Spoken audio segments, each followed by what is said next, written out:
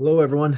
In this video, I'll be talking about the middle stages of groups, specifically group counseling. And I'll be getting the material as usual from the Jacobs et al. Textbook, 2022 textbook, and kind of lived experiences and perspectives as well. Uh, so just a few things to note about the middle stages of group. Uh, we need to start thinking about and assessing where is the group at in their level of motivation, their level of commitment to the group process, their trust of each other, their self-trust, their trust of the leader, their engagement. So we need to be thinking about the patterns of behavior that are influencing this commitment, this trust, this engagement, etc. And sometimes storming, so when there's conflict in the group or when the members are challenging each other or challenging the group leader, sometimes that storming is actually an indicator of trust, of engagement, of commitment to the process. So just a reminder there that storming is a common process in groups. It could be just like, how are we figuring out our roles? How are we figuring out our norms as a group? And we need to storm. We need to have experience this uncertainty and this conflict at times to get there. So we need to be ready for that as group leaders. We need to be ready to not push that away, to not try to stifle that, to be able to just be in that because group members likely need that to get to a place of honesty and trust. So the last thing that I wanted to mention before I go into a few of the skills of kind of how to navigate the middle stages of group, but on page 296 of the Jacobs et al. Text, it states that although it is the leader's responsibility to attempt to make the group a meaningful experience for everyone, it is important to remember that this is not always possible. It is important that leaders remember that not everyone will always like everything that takes place in the group. So does that mean that we just need to like say, oh, okay, so whatever, like I have no responsibility? Obviously not. Like we need to do our best as group leaders to create meaningful group experiences and helpful group experiences, but we don't have the final say in that. We don't have the final control. So just a reminder. So I want to go into, I'll finish this video by going into some group skills that might be helpful during the middle stage of group, and then kind of end with a few don'ts, things to avoid in the middle stage. So I'm going to publish another video next week on some of these skills because I haven't talked about them yet. We've jumped around in the review of the textbook, but on page 299, it states that the most important skills to remember are cutting off, drawing out, and holding, shifting, and deepening the focus. And these are going to be addressed, like I said, next week. And like how I'm going through the book, it's actually previous chapters that we haven't addressed yet. So briefly, I just wanted to encourage like to introduce those ideas. So cutting off kind of is what it sounds like, where we might need to cut off a group member from speaking if it's kind of heading in a tangential direction. It might be cutting off a topic that's unhelpful to the group. We might need to draw out. That's meaning, like maybe there's certain members that aren't participating, or only two or three are participating, and then there's like five that are just kind of sitting there observing. So we can help draw out the larger group process, the more members to see where they're at with things. Holding, shifting, and deepening the focus. So holding the focus is where we might need to like stay on a topic or a person for a longer amount of time. Sometimes we just shift too rapidly and we don't really get anywhere. The middle stage is the working stage. That's where a lot of the key work is done. So often we need to like slow down and hold the focus on like I said, a motion, a dynamic, a member. But this is where the art of counseling comes in. That the other skill is shifting focus. Sometimes we do need to shift focus. It might be too long that we've been with a certain member, too long that we've been on a certain topic, and it's either becoming, you know, members are getting disengaged or bored. So we might need to shift the process elsewhere. And then the last one there is the deepening the focus.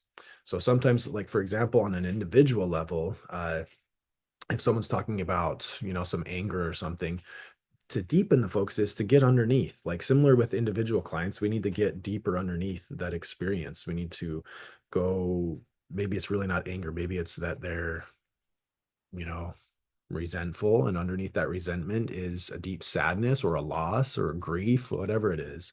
So sometimes we need to go deeper.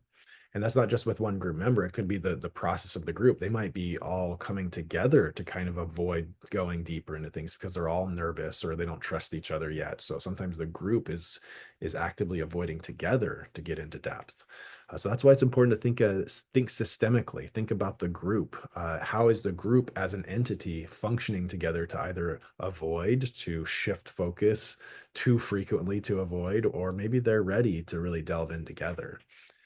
So a few thoughts there.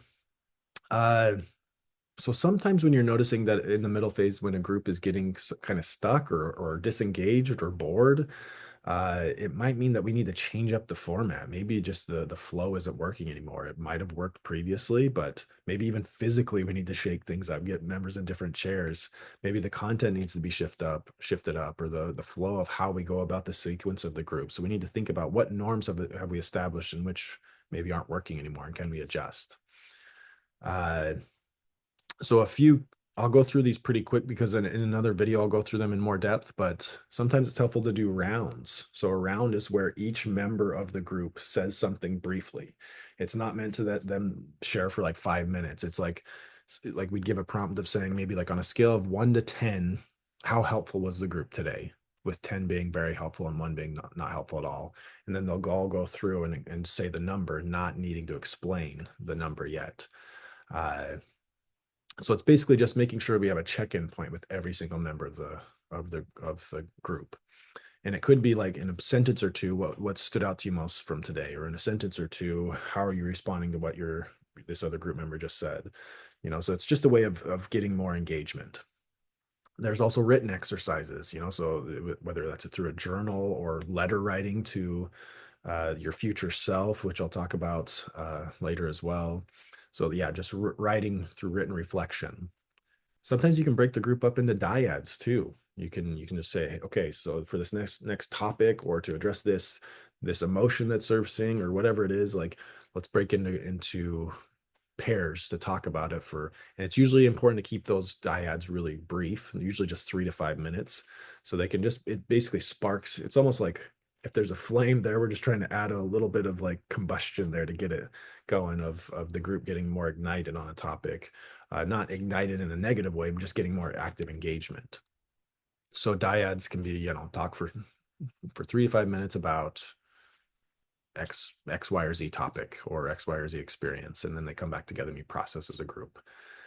Sometimes there's even role playing. That's another, technique that can be used in the middle stages. Role playing of having one member, maybe it's just like how to be more assertive with a boss at work, or how to have a conversation with a partner, and you can kind of practice that in session.